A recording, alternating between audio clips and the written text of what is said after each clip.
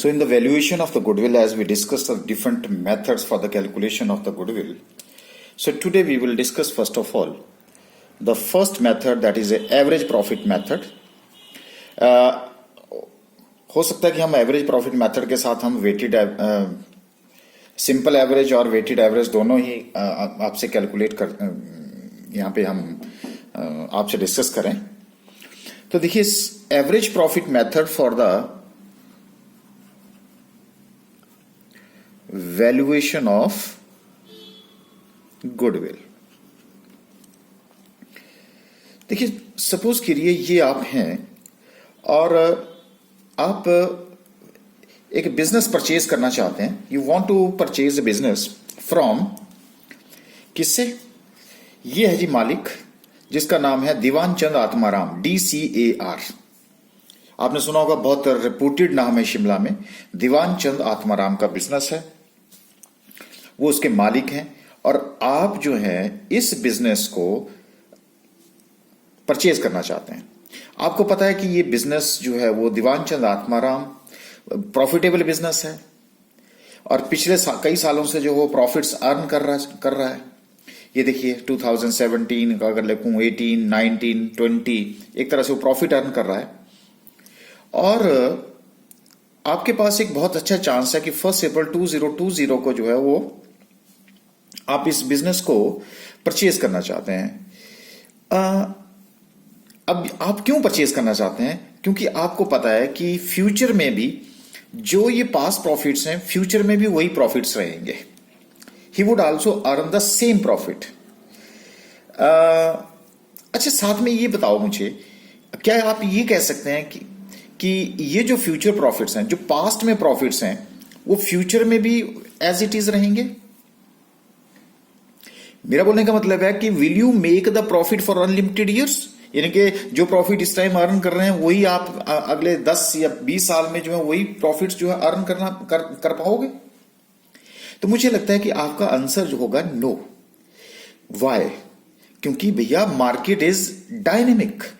हर time जो है क्या होती रहती है? चेंज होती रहती है। क्यों? कैसे चेंज होते रहते हैं? सर्कमस्टेंसेस चेंज होते रहते हैं। जैसे कंपटीशन है, गवर्नमेंट की पॉलिसीज हैं। अब आपके सामने जो है कोविड-19 आ गया, तो इस तरह से क्या होगा, फॉरेन पॉलिसी क्या होगी, मतलब बहुत सारे सर्कमस्टांसेस हैं।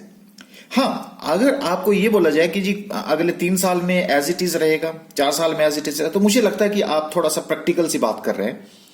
इसका मतलब है कि आप 3 साल के लिए, 4 साल के लिए, मैं तो कहता हूं कि मैक्सिमम आप 5 साल के लिए ये प्रेडिक्ट कर सकते हैं कि now you can earn the same profit as you earned in the past will also be continue for the forthcoming years। मेरा बोलने का मतलब है कि सेम पोजीशन। मैं आपको एक छोटा सा इंस्टांस बताता हूं, आपके सामने है। अब देखिए सबसे पहले क्या था कि ई कॉमर्स में स्नैपडील अच्छा कर रही थी, लेकिन अब क्या है, इस टाइम स्नैपडील अच्छा नहीं कर रही है, कंपटीशन हो गया। लेकिन इस टाइम क्या है, अमेजॉन एंड फ्लिपकार्ट अच्छा कर रही है ई कॉमर्स में। तो मैं क्या कह सकता हूं कि what ever the profits which you have earned in the past may not be in a position that you can also maintain it for a long time period, but it could be possible for the 3 or 4 or 5 maximum 5 years के लिए। It means the business will maintain the same position for the next years। अच्छा, अब आप मुझे ये बताओ कि अगर ये सेम पोजीशन है, क्या दीवान चंद आत्माराम अपना बिजनेस जो उसका प्रॉफिटेबल बिजनेस है, क्या आपको यहां पे सेल कर देगा? मुझे लगता है नहीं करेगा। क्यों नहीं करेगा? क्योंकि वो बोलेगा कि मैं ये जो फ्यूचर प्रॉफिट्स हैं, अगर मैंने इसको सेल कर दिया तो ये जो मेरे को फ्यूचर में जो प्रॉफिट्स मिलने वाले, मैं इनको मिस कर जाऊंगा। I will miss out these future profits. और क्योंकि भाई मैंने इसको एस्टेब्लिश करने के लिए बहुत सारे एफर्ट्स लगाए हैं, मेरा रेपुटेशन है, मेरी रिकॉग्नाइजेशन है, मेरा कस्टमर बेस है, तो ये जितने भी मैंने एफर्ट्स किए हुए हैं, इसी का मुझे नतीजा है कि मुझे फ्यूचर में भी प्रॉफिट्स जो है मिलने वाले हैं। लेकिन आप क्या कर रहे हैं? आप इंटरेस्टेड हैं कि मैंने इस डेट के ऊपर यहां पे जो है इस बिजनेस को मैंने परचेज करना है। और आपको कैसा बिजनेस मिल रहा है? आपको एक रेडीमेड बिजनेस मिल रहा है। आपको एक प्रॉफिटेबल बिजनेस मिल रहा है, आपको कोई एक्स्ट्रा प्रॉफिट एक्स्ट्रा एफर्ट नहीं करने पड़ रहे हैं, तो क्या करना पड़ेगा? क्या ये आपको अपना बिजनेस सेल करेगा? नहीं करेगा, लेकिन हां ये सेल करेगा अगर आप उसको कुछ एक्स्ट्रा अमाउंट देंगे। अब वो जो एक्स्ट्रा अमाउंट है वो क्या है? वो क्या चीज है? यू हैव टू पे द प्रीमियम। किसके लिए? क्योंकि भैया जो फ्यूचर प्रॉफिट है, जब आप उस बिजनेस को, जब वो आपका जो बिजनेस आप चला रहे हैं उसका फायदा उसको फ्यूचर में मिलने वाला है, जब वो बिजनेस को यहां सेल कर देगा तो उसका जो फ्यूचर के प्रॉफिट्स हैं अब उसको नहीं मिलेंगे, वो अब आपको मिलेंगे। अगर आपको मिलेंगे तो आपको क्या करना पड़ेगा? दिवानचंद आत्माराम को उन फ्यूचर प्रॉफिट्स के लिए एक कॉम्पनसेशन देना पड़ेगा। बस वो कॉम्पनसेशन जो है वो एक्स्ट्रा प्रीमियम हुआ कि नहीं हुआ, जो हमने आपसे पहले भी शेयर किया था। तो इसका मतलब क्या है कि मान लीजिए कि अगर इसकी फेयर वैल्यू 10 लाख रुपए है और अगर आप मान लो 30 लाख रुपए में इस बिजनेस को परचेज करेंगे, तो 20 लाख रुपए जो एक्स्ट्रा अमाउंट आप पे कर रहे हैं वो किसके लिए कर रहे हैं? वो दे रहे हैं जो दिवानचंद आत्माराम ने एफर्ट्स किए हैं, क्योंकि you are getting a readymade business, you have to compensate him for his future profits which he would have been earning if he would have not sold his business। अगर वो अपना बिजनेस सेल नहीं करता तो ये profit जो है वो उसके होते, जो कि आज उसके बाद जो है आपके होने वाले हैं। अगर आपके होने वाले हैं तो उस केस में आपको क्या करना पड़ेगा? इन फ्यूचर प्रॉफिट्स के बदले में उसको क्या करना पड़ेगा? कॉम्पनसेट करना पड़ेगा। बस उसी के लिए तो हमारे पास वो जो कैलकुलेशन है कि वो जो कितना अमाउंट से कॉम्पनसेशन करना है, जिसको कि हम गुडविल बोलते हैं, उसी की जो कैलकुलेशन करनी है। और उस कैलकुलेशन के लिए हमें क्या करना पड़ता है? कौन सा मेथड फॉलो करना पड़ता है? Average profit method. तो एवरेज प्रॉफिट मेथड में हमारे पास दो मेथड होते हैं, एक सिंपल एवरेज होता है और एक आपके पास वेटेड एवरेज मेथड होता है। तो पहले मैं सिंपल की बात करूंगा, वेटेड तो अपने आप ही कैलकुलेट हो जाएगा। इसका मतलब है कि एवरेज प्रॉफिट में हम जनरली कैलकुलेट करते क्या है? हम एवरेज प्रॉफिट मेथड में वी डू कैलकुलेशंस। किस चीज की? We calculate the future profit. ये वाला फ्यूचर प्रॉफिट, इसको क्या बोलते हैं? इसी को तो बोलते हैं हम फ्यूचर मेंटेनेबल प्रॉफिट, यानी कि ये जो फ्यूचर में क्या ये प्रॉफिट जो है मेंटेन रहेंगे कि नहीं रहेंगे। तो इसलिए how we are going to calculate these future profits? How can business will earn the profit in कौन से 21 में वो कितना प्रॉफिट अर्न करेगा, 22 में कितना अर्न करेगा, 23 में कितना अर्न करेगा, 24 में कितना अर्न करेगा। तो इसके लिए हमें क्या करना पड़ेगा? अब फ्यूचर के प्रॉफिट को कैलकुलेट करने के लिए मुझे किसकी हेल्प करनी पड़ेगी? मुझे किसकी हेल्प की जरूरत पड़ेगी? भाई पास्ट प्रॉफिट्स की। तो इसका मतलब what we have to do, we can only calculate the future maintainable profit only with the help of the past profits.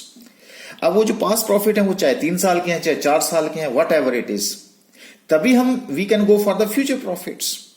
क्योंकि हमें कंपनसेशन किसको करना है? फ्यूचर प्रॉफिट को लिए कंपनसेशन करना, उसके लिए हमें उसको एक्स्ट्रा पेमेंट करनी है। अगर उसके लिए हमने एक्स्ट्रा पेमेंट करनी है तो उसी के लिए तो हम क्या कर रहे हैं? उसी की कैलकुलेशन के लिए तो हम ये वाला मेथड फॉलो कर रहे हैं। तो अब मान लीजिए कि ये आपका जो एवरेज प्रॉफिट है, ये जो एवरेज है, वो एवरेज आप कैसे कैलकुलेट करते हैं? सर एवरेज कैसे कैलकुलेट करते हैं? अब जैसे यहां पे आप हमारे पास क्या दे रखा है? 4 साल का प्रॉफिट, 4 साल के प्रॉफिट्स अगर आपके पास दे रखे हैं, मान लीजिए कि हर साल मैं एक लाख रुपए अर्न कर रहा हूं। अगर मैं 1 लाख रुपए अर्न कर रहा हूं, यहां पे मान लीजिए कि 1 लाख रुपीज अर्न कर रहा हूं, यहां पे भी मेरा यहां पे 1 लाख है, यहां पे 1 लाख है, यहां पे 1 लाख है, यहां पे 1 लाख है। तो मैं क्या करूंगा जी? तो मैं इसका टोटल करूंगा, मेरे पास 4 लाख आ गया divided by number of the years. तो मेरे पास क्या आ गया? 1 लाख आ गया। ओके, तो फिर मैं गुडविल की कैलकुलेशन क्या करता हूं? सर एवरेज को number of years purchase. Number of years purchase का मतलब क्या है? यहां पे वो कहता है कि how many years this business can earn the same profit, यानी कि ये बिजनेस सेम पोजीशन के ऊपर कब तक रहेगा। तो उसको क्या बोलते हैं? Number of years purchased.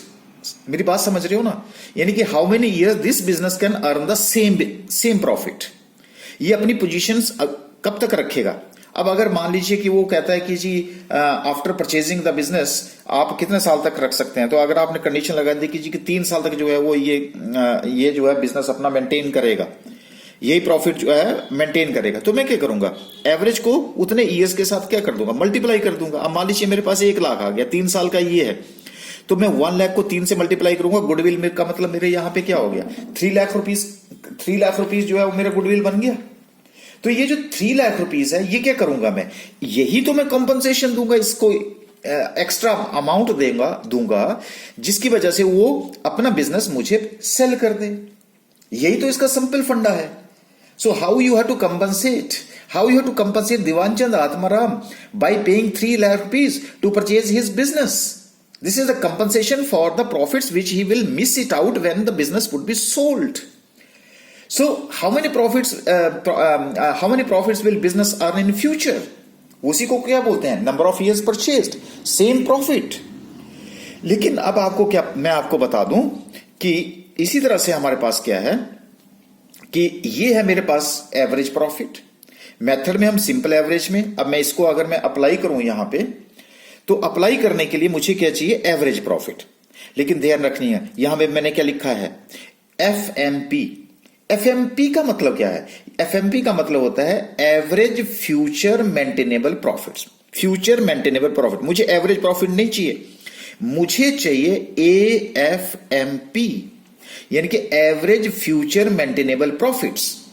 Sir ये एवरेज प्रॉफिट्स कैसे आएंगे, सिंपल है, तभी तो मैंने क्या लिखा, ये मेरी पास्ट प्रॉफिट्स हैं। इन पास्ट प्रॉफिट्स में कुछ मैं एडजस्टमेंट्स करूंगा, वो जो एडजस्टमेंट्स होंगी वो प्लस और माइनस में होंगी, और प्लस और माइनस करने के बाद जो मेरे पास प्रॉफिट आएगा वो मेरे पास कौन सा होगा, एवरेज फ्यूचर मेंटेनेबल प्रॉफिट, यानी कि फ्यूचर में भी जो मेंटेन रहेगा।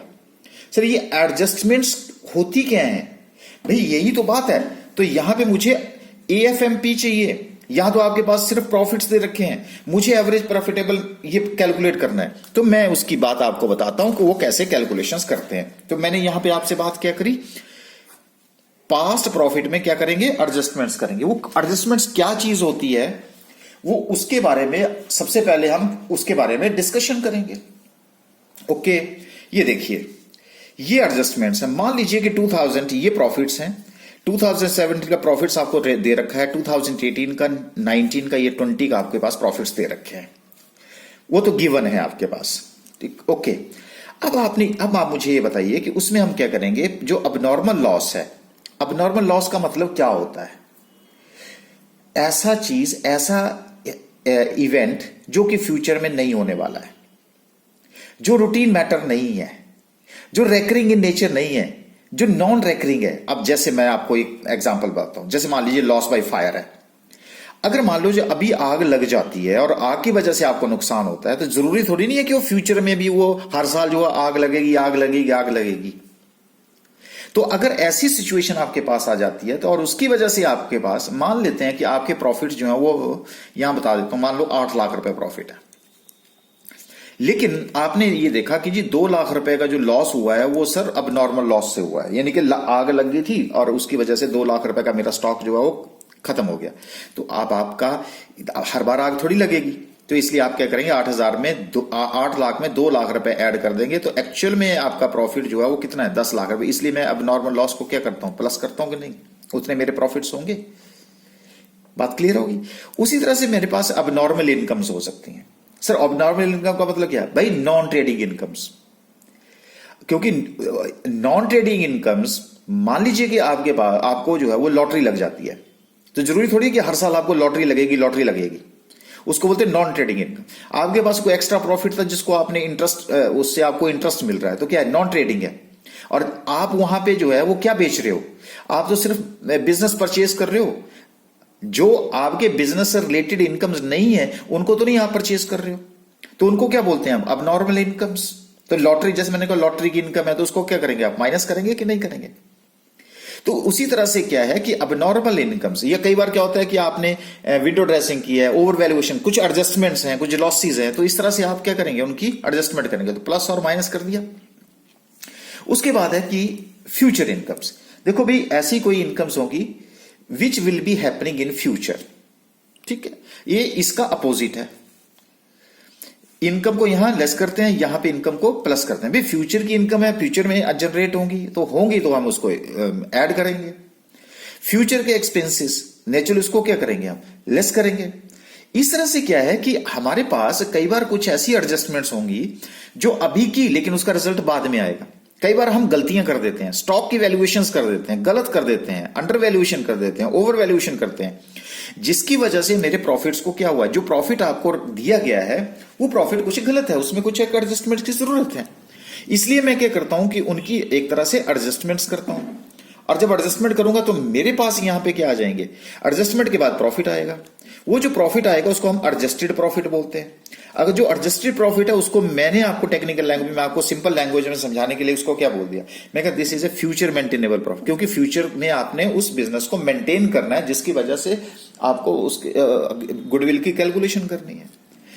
इज इट क्लियर और नॉट? तो ये क्या करेंगे, 17 में इसमें प्लस माइनस करके आपके पास क्या आ जाएगा, फ्यूचर मेंटेनेबल प्रॉफिट। यहां क्या आ जाएगा, फ्यूचर मेंटेनेबल प्रॉफिट। यहां क्या आ जाएगा, फ्यूचर मेंटेनेबल प्रॉफिट। यहां क्या आ जाएगा, फ्यूचर मेंटेनेबल प्रॉफिट्स। अब जब हम गुडविल की कैलकुलेशन करेंगे तो ये वाला प्रॉफिट नहीं उठाएंगे, अब कौन सा उठाएंगे, ये वाला उठाएंगे, फ्यूचर मेंटेनेबल प्रॉफिट। बात क्लियर होगी जी यहां पे? जी सर, चलिए। तो यहां मैंने क्या किया, पास प्रॉफिट में क्या की, एडजस्टमेंट करी। अब एडजस्टमेंट आपको पता हो गया, प्लस माइनस, और एडजस्टमेंट करने के बाद आपके पास क्या आ गया, फ्यूचर मेंटेनेबल प्रॉफिट। तो मुझे यहां पे सिंपल एवरेज में क्या चाहिए, एवरेज फ्यूचर मेंटेनेबल प्रॉफिट चाहिए। जो कैसे होगा, total of past year profits. ये जो मेरे पास पास्ट ईयर के प्रॉफिट्स आए, जिसमें एडजस्टमेंट करने के बाद जो मेरे पास, divided by number of the years, उससे कैलकुलेट करके मुझे पास एफएमपी आ जाएगा। फिर मैं गुडविल की कैलकुलेशन कैसे करूंगा, गुडविल इज इक्वल टू जो मेरे पास एवरेज प्रॉफिट आया, और उस प्रॉफिट को मैं कितने सालों तक फ्यूचर में मेंटेन करके रखूंगा, उससे मुझे उसको मल्टीप्लाई करना है, और मल्टीप्लाई करके आपके पास क्या आ जाएगी, गुडविल आ जाएगी कि नहीं आएगी। So this is the calculation of the goodwill. अब देखिए, अगर उसी तरह से हमारे पास क्या होगा, वेटेड एवरेज। तो दो मेथड्स होंगे, तो इसमें तो हमें जो कैलकुलेशन करनी है वो कैलकुलेशन, तो भाई दोनों के लिए मुझे क्या चाहिए, ये चाहिए फ्यूचर मेंटेनेबल प्रॉफिट चाहिए। और जब मेरे पास फ्यूचर मेंटेनेबल प्रॉफिट आ जाएगा तो इसका मतलब है कि मैं अब सिंपल एवरेज और वेटेड एवरेज दोनों लगा सकता हूं। तो चलिए अब हम इसको एक न्यूमेरिकल की हेल्प से जो है इसको अंडरस्टैंड करने की कोशिश करते हैं। तो ये आपके पास क्वेश्चन है, X limited proposes to purchase the business carried out by mister A, goodwill for this purpose is agree to be valued at 3 years, purchase of the weighted average profits of the past 4 years। तो देखिए, ये बोल रहा है कि 3 साल तक वो मेंटेन करेगा और 4 साल के प्रॉफिट है, और आपने वेटेड एवरेज लगाना है। मैं इस क्वेश्चन को दोनों मेथड से करूंगा। The appropriate weights to be used are, 2012 के लिए उसने 1 वेट दिया है, 13 के लिए 2 दिया है, 14 के लिए 3 दिया है, 15 के लिए 4। तो वेटेड एवरेज हमने स्टैटिस्टिक्स में भी पढ़ी हुई है। तो profits for these years are, 2012 का प्रॉफिट 20,200 दे रखा है, 13 का 24,800 दे रखा है, 14 का 20,000 है, 15 का 30,000 है। On scrutiny of the accounts the following matters are revealed. Scrutiny की गई और कुछ एक एडिशनल इंफॉर्मेशन मिली। पहली है, on 1 September 2014 a major repair was made in respect of the plant incurring ₹6,000 which amount was charge to revenue. देखो ये क्या किया उसने, जो कैपिटल नेचर की आइटम थी उसको रेवेन्यू बना दिया। अगर रेवेन्यू बना दिया इसका मतलब उसने प्रॉफिट को मेरे को लेस कर दिया है। अगर मेरे को लेस कर दिया है तो मेरा प्रॉफिट में वो ऐड होगा, और ऐड होगा तो वो कैपिटलाइज होगा, कैपिटलाइज होगा तो उसके ऊपर डेप्रिसिएशन चार्ज होगा। हाँ देखो, साथ में क्या हुआ, the said sum is agreed to be capitalized for goodwill calculation subject to adjustment of depreciation at 10% per annum on reducing balance method। तो 14 के बाद जो है वो आगे जो है उसको क्या होगा, डेप्रिसिएशन चार्ज करना पड़ेगा। इसकी एडजस्टमेंट करनी पड़ेगी कि नहीं करनी पड़ेगी, बताइए, प्लस और माइनस होगा कि नहीं होगा, बिल्कुल होगा। तो एक तो ये आ गया। The closing stock for the year 2013 was over valued bye ₹2,400। लो जी, इसका मतलब है 2013 का जो क्लोजिंग स्टॉक है वो 14 का भाई ओपनिंग स्टॉक बनेगा कि नहीं बनेगा। तो 2 साल के ऊपर इफेक्ट करेगा। एक ओवर वैल्यूड है, ओवर वैल्यूड की वजह से मेरा प्रॉफिट क्या हो रहा होगा, इंक्रीज हो रहा होगा। ठीक है, अच्छा, उसके बाद कहता है to cover management cost and annual charge of ₹4,800 should be made for the purpose of goodwill valuation.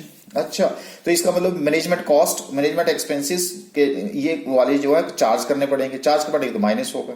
So you are required to compute the value of goodwill of the firm. Okay, तो ये मेरे पास जो question है, अब इस question को हम solve करेंगे, और सॉल्व करने के लिए देखिए अब हम क्या करेंगे, एक सबसे पहले मैंने आपको बताया कि टेबल बनाएंगे। So calculation of adjusted profit. Adjusted profit का मतलब हो गया फ्यूचर मेंटेनेबल प्रॉफिट। तो ये मेरा पार्टिकुलर्स हैं, ये मेरे पास 2012 है, 13 है, 14 है, 15 है। मेरे पास सबसे पहले क्या आ गया, प्रॉफिट्स आ गए। प्रॉफिट जो मेरे को दे रखे हैं, तो जो दे रखे हैं वो मैंने वहां से उठाए 20,200, 24,800, 20,000 एंड 30,000 रुपये। ठीक है जी। उसके बाद हमने उसमें क्या करी, एडजस्टमेंट्स करी हैं। ओके, तो चलिए हम सबसे पहले हम एडजस्टमेंट्स की बात करते हैं। तो पहली एडजस्टमेंट आपके पास क्या हुआ, जो रिपेयर थी उसको रेवेन्यू नेचर कर दिया गया था, तो ये कैपिटलाइज्ड, जब कैपिटलाइज किया जाएगा तो वहां से और निकल जाएगा तो प्रॉफिट मेरा बढ़ जाएगा, इसलिए मैंने प्लस कर दिया कैपिटलाइजेशन ऑफ रिपेयर। कब है, 14 में। 14 में कितना हो गया, 6,000 रुपीज। लेकिन साथ में उसने बोला है कि डेप्रिसिएशन भी आपने चार्ज करना है। भाई डेप्रिसिएशन चार्ज करना है तो एसेट कब खरीदी गई, 14 में। तो चलिए डेप्रिसिएशन की वर्किंग मैंने की यहां पे, क्योंकि रिटर्न डाउन वैल्यू 6,000 है। अब 1 सितंबर 2014 की ये बात है, तो सितंबर, अक्टूबर, नवंबर, दिसंबर 4 महीने हो गए, तो 4 महीने का डेप्रिसिएशन 10% ऑफ 6,000 4/12 कितना हो गया जी, 200। लो जी, मैंने डेप्रिसिएशन उसमें से माइनस कर दिया क्योंकि कैपिटलाइज कर दिया। लेकिन 15 में भी इसका इफेक्ट पड़ेगा, क्योंकि 15 में भी उसका रिड्यूसिंग बैलेंस बोल रहा है, तो ये रिड्यूसिंग बैलेंस मेरा कितना आ गया, 5800 आ गया। तो 15 का जो डेप्रिसिएशन है वो 10% के ऊपर लगेगा, वो 580 लगेगा, इसलिए 580 का डेप्रिसिएशन यहां पे माइनस होगा। लो जी, ये भी एडजस्टमेंट होगी। अब वो बोल रहा है कि over valuation of the closing stock है, तो मैंने बताया आपको हमारे प्रॉफिट को क्या कर रहा है, वो इंक्रीज कर रहा है, इसलिए मैंने इसको माइनस कर दिया। लेकिन ओपनिंग स्टॉक वो डेबिट साइड में आ गया, उसकी वजह से वो बढ़ गया होगा, इसलिए कम हो गया होगा, तो इसलिए मैंने उसको प्लस कर दिया। तो दो जगह इसका इफेक्ट हो गया। और साथ में उसने मैनेजमेंट कॉस्ट बोली है, तो वो हमने माइनस कर दी। करने के बाद हमारे पास क्या आ गया, फ्यूचर मेंटेनेबल प्रॉफिट्स आ गए। तो ये फ्यूचर मेंटेनेबल प्रॉफिट्स 20,200 से 4,800 माइनस किया, ये आ गया। यहां पे मैंने 20,000, ये इसमें से मैंने ये माइनस करे और 70,600 आ गया। यहां पे मैंने 20,000 प्लस 6,000 प्लस 2,400, और उसमें से मैंने दोनों का टोटल करके इसमें माइनस कर दिया, तो ये 23,400 आ गया। इस तरह से मेरे पास 24,620 आ गया। क्या, फ्यूचर मेंटेनेबल प्रॉफिट। मुझे क्या चाहिए, अब मैं सबसे पहले आपसे क्या ले रहा हूं, सिंपल मेथड ले रहा हूं, सिंपल एवरेज मेथड। ठीक है जी। तो सिंपल एवरेज मेथड में हमारे पास average profit means future maintainable profit. तो फ्यूचर मेंटेनेबल प्रॉफिट किसके बराबर होंगे, total profit divided by number of the years. तो ये मेरे 15,400 प्लस 17,600, ये मैंने यहां से लिया, ये यहां से लिया, यहां से लिया, यहां से लिया, इनका टोटल किया, और कितने साल का है, ये 4 साल का है। तो इसको इससे डिवाइड किया, तो मेरे पास एवरेज फ्यूचर मेंटेनेबल प्रॉफिट कितना आ गया, ये आ गया। अब आपको क्या बोला गया है, अब आपको न्यूमेरिकल में लिखा है कि आपने कैलकुलेशन किसके बेस के ऊपर करनी है, 3 इयर्स परचेज के ऊपर करनी है। जैसे आपको लिखा होगा वैसे करनी है। Goodwill for this purpose is agreed to be valued at 3 years purchase. और वहां वेटेड पूछा है, मैं आपसे पहले सिंपल एवरेज प्रॉफिट उठाया 20,250 मल्टीप्लाइड बाई 3, 60,765। ये पैसा जो है वो आप किसको देंगे, दीवान चंद आत्माराम को देंगे, और एक्स्ट्रा पेमेंट करेंगे, एक्स्ट्रा कॉम्पनसेशन देंगे, तब वो आपको बिजनेस दे सकता है। अच्छा, अब आपसे क्या पूछा गया है जी, आपसे पूछा गया वेटेड एवरेज मेथड। ओके, तो देखिए अब मैं इसके लिए आपको वेटेड एवरेज मेथड की भी डिस्कशन कर देते हैं। देखिए वेटेड एवरेज प्रॉफिट में हमें अब क्या करना पड़ेगा, पहले ईयर 2012 का प्रॉफिट लिया, ये प्रॉफिट जो हमने अभी कैलकुलेट करके दिया, ये देखिए 15,400, 17,600, ये प्रॉफिट उठाए मैंने। लो, इसको मैं वेटेड एवरेज को भी यहीं पे आपसे शेयर कर लेता हूं। ये देखिए, ये प्रॉफिट मैंने यहां उठाए, ये प्रॉफिट मैंने यहां उठाए, ये प्रॉफिट मैंने यहां उठाया, ये प्रॉफिट मैंने यहां उठाया। अब आपको वेट्स जो हैं वो दे रखे हैं, किसकी कितनी ज्यादा इंपॉर्टेंस है। तो यहां पे 1 2 3 4 आपको वेट दे रखे हैं न्यूमेरिकल में, आप देख सकते हैं। अब मैं आपको पता है वेटेड एवरेज में हम क्या करते हैं, उस प्रॉफिट को वेट से W इंटू एक्स, याद आ गया। तो यहां पे मैंने इसको इससे मल्टीप्लाई किया, इसको इससे मल्टीप्लाई किया, इसको इससे मल्टीप्लाई किया, इसको इससे मल्टीप्लाई किया, और ये मेरे पास वैल्यूज आ गई।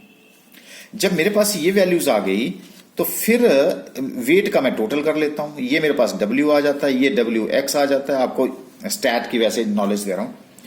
अब मैंने वेटेड एवरेज प्रॉफिट मेथड लगाना है, तो मैं इसको किससे डिवाइड करूंगा, W से, WX डिवाइडेड बाई W। तो ये मेरा 10 हो गया, तो विच इज इक्वल टू 21,928। तो गुडविल किसके बराबर होगी, 3 years purchase, of weighted average profit, तो क्या हो गया 21928 मल्टीप्लाइड बाई 3657884।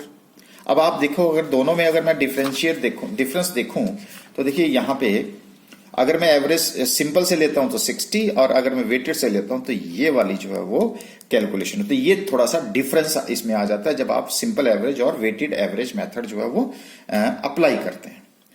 मुझे लगता है कि अब आपको ये पॉइंट क्लियर हो गया होगा कि जो एवरेज वैल्यूएशन ऑफ गुडविल में एवरेज की जो मेथड हम फॉलो करते हैं for the valuation of the goodwill वो पास्ट प्रॉफिट्स के ऊपर होता है, जिसकी वजह से हम फ्यूचर मेंटेनेबल प्रॉफिट की कैलकुलेशन करते हैं कि ये जो पीछे प्रॉफिट अर्न कर रहा था ये फ्यूचर में क्या कितने साल तक इस प्रॉफिट को मेंटेन रखेगा। अगर इस फ्यूचर प्रॉफिट को ये मेंटेन रखेगा तो उसी के बेस के ऊपर हम जो ऑनर होता है उस ऑनर को हम जो फ्यूचर के प्रॉफिट्स इसकी जेब में जाने थे वो जो आपकी जेब में जा रहे हैं उसको कंपनसेट करने के लिए आपको एक एक्स्ट्रा अमाउंट देना पड़ता है जिसको कि आप क्या बोलते हैं गुडविल। और अब आपको वो एक्स्ट्रा अमाउंट कितना देना है उसकी कैलकुलेशन के लिए हमने कौन सा मेथड फॉलो किया, एवरेज प्रॉफिट मेथड फॉलो किया, जिसमें हमने दो मेथड फॉलो किए, simple average as well as weighted average method किए। और जो आपको किसके देने पड़ेंगे, दीवानचंद आत्माराम को देने पड़ेंगे, जिसके बेस के ऊपर वो हो सकता है आपको तैयार हो जाए कि हाँ कि इसके बाद के जो प्रॉफिट्स हैं वो एज इट इज रहेंगे। लेकिन इससे आगे अब आप बोलें कि ये 7-8 इंडेफिनिट टाइम पीरियड के लिए तो वो पॉसिबल नहीं है, क्योंकि बिजनेस इज डायनेमिक और जहां पे डायनेमिज्म होता है वहां पे सिंपल सी बात है भी कोई भी सर्कमस्टांसेस हो सकते हैं, कुछ भी हो सकता है, तो उसके हम प्रेडिक्ट नहीं कर सकते। बिजनेस पॉइंट ऑफ व्यू से हम उसकी प्रेडिक्शन नहीं कर सकते। तो अब आपको यह भी पता चल गया होगा कि हम जो हैं वो अपना एडजस्टमेंट किस चीज की करते हैं। ये देखिए, तो हमने क्या किया जी, एडजस्टमेंट करी। जो प्रॉफिट आपके पास था उसके साथ हमने अबनॉर्मल लॉस लिया, उसमें हमने अबनॉर्मल इनकम्स ली, उसमें हमने फ्यूचर इनकम लिया, उसको मैंने फ्यूचर एक्सपेंसेस किया, फिर हमने फ्यूचर मेंटेनेबल प्रॉफिट्स आए। तो जब भी आपने कैलकुलेशन करनी है, अगर आपको पास एडजस्टमेंट नहीं दे रखी है तो यही प्रॉफिट उठाना है, अगर एडजस्टमेंट दे रखी है तो प्रॉफिट आपने एडजस्टमेंट करने के बाद उठाना है। और जब आपके पास ये एडजस्टमेंट के बाद प्रॉफिट आ जाता है तो इसलिए मैंने लिखा था पोस्ट प्रॉफिट में अब हम क्या करेंगे, एडजस्टमेंट करेंगे, और एडजस्टमेंट करने के बाद आपके पास एवरेज मेंटेनेबल प्रॉफिट चाहिए। उस एवरेज मेंटेनेबल प्रॉफिट को आप नंबर ऑफ द ईयर्स के साथ जो है वो डिवाइड करेंगे। डिवाइड करके बाद जो है अब आप उसको जो आपको न्यूमेरिकल में दे रखा होगा उसके अकॉर्डिंगली आप उस एवरेज प्रॉफिट को नंबर ऑफ ईयर्स परचेज के साथ उसके साथ मल्टीप्लाई करेंगे, और मल्टीप्लाई करके ही आपके पास क्या आएगी, गुडविल आएगी, जो आपके द्वारा उस मालिक को, जो भी ऑनर ऑफ द बिजनेस है, उसको आपको ये पे करनी होगी। तो आई होप कि आपको जो है वो पहला method for the valuation of the goodwill, जिसको हमने बोला एवरेज प्रॉफिट मेथड, वो क्लियर हो गया होगा और आपको ये सिंपल मेथड लगा होगा कि this method is very very simple. तो उसके अब हम नेक्स्ट मेथड के साथ जो है नेक्स्ट लेक्चर में आपको मिलेंगे।